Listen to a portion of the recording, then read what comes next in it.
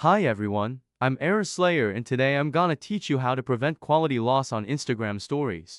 If you're ready, let's begin. Our first step is to open the Instagram application. Then click on your profile picture in the bottom right corner and open your own Instagram profile. Open settings by clicking the three lines in the upper right corner.